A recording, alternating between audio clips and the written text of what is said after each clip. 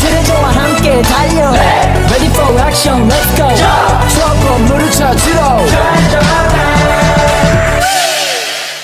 Assalamualaikum warahmatullahi wabarakatuh. Perkenalkan, nama saya Resita Isaura Ramadhani dari kelas PKM 1 dengan NIM 14245568. Di sini saya akan menjelaskan mengenai materi menstruasi dan kehamilan. Jadi di sini yang pertama kita akan membahas siklus menstruasi. Jadi menstruasi ini pelepasan endometrium atau dinding rahim disertai perdarahan berulang setiap bulan. Jadi pada fase ini dibagi menjadi menstruasi, fase praovulasi, ovulasi, dan fase pasca ovulasi. Pada fase menstruasi ini diawali dengan fase tidak dibuahinya ovum. Kadar hormon ikut turun sehingga menyebabkan peluruhan dinding rahim yang menyebabkan menstruasi. Dalam fase ini, FSH dan LH dibantu dengan hormon estrogen membantu mematangkan sel telur. Fase ini terjadi 3-7 hari dengan rata-rata 5 hari. Lalu yang kedua, fase praovulasi. Fase praovulasi ini ketika ovum sudah matang, FSH dan LH mengalami sedikit penurunan, sedangkan estrogen mengalami kenaikan. Lalu seiring dengan itu, rahim mengalami penebalan dan kenaikan hingga tahap maksimal. Lalu fase yang ketiga ini fase ovulasi. Setelah mencapai titik maksimal, hormon estrogen mulai menurun.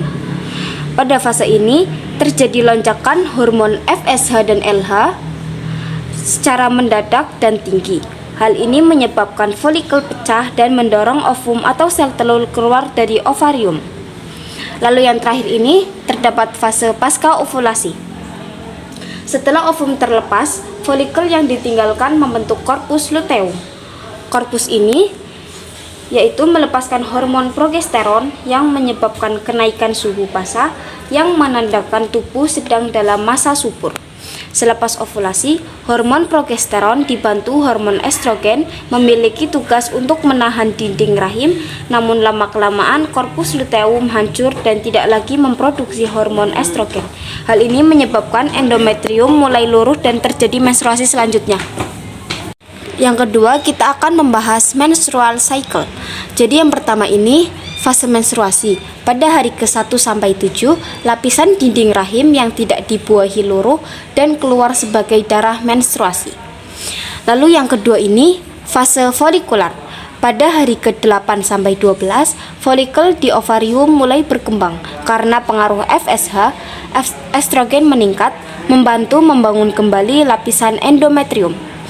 Lalu pada masa ovulasi yang ketiga ini, pada hari ke-13 sampai 15, sel telur matang dikeluarkan dari ovarium akibat lonjakan hormon LH.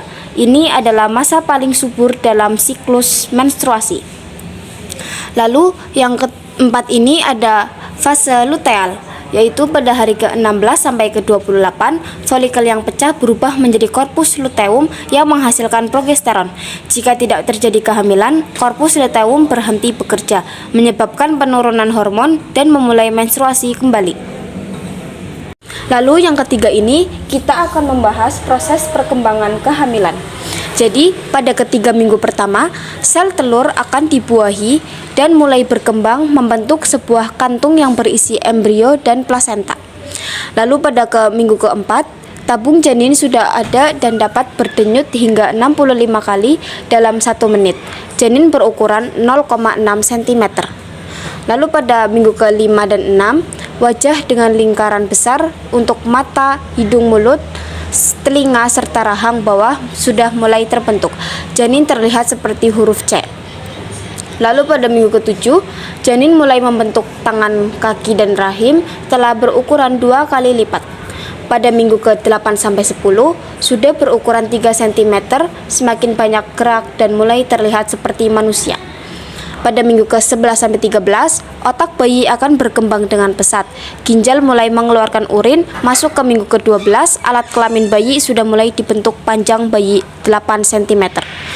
Lalu minggu ke-14 sampai 18, indera perasaannya terbentuk dan ia sudah mulai bisa mendeteksi cahaya. Minggu ke-19 sampai 20, bayi sudah bisa mendengar suara. Lalu pada minggu ke-19 sampai 22, minggu ke-20 bayi akan lebih banyak menelan dan memproduksi kotoran. Minggu ke-21 sampai 22 sudah terlihat seperti manusia. Lalu minggu ke-23 sampai 29, minggu ke-25 bayi sudah mulai menumbuhkan alis dan rambut. Minggu ke-26 sudah mulai menghirup dan mengeluarkan cairan plasenta atau air ketuban. Ke-27 minggu ini bayi sudah bisa membuka atau tutup mata. Lalu pada minggu ke-30 sampai 35 sudah mulai berkedip. Berat sudah 3 kg dan panjang 48 cm. Sudah mengalami kontraksi palsu dan rahim akan nyeri pada ulu hati dan sesak nafas. Lalu yang terakhir minggu ke-36 sampai 41 sudah mulai turun ke area panggul. Sudah terlihat seperti manusia sempurna dan lengkap dan menunggu kapan terjadinya kontraksi dan sampai melahirkan.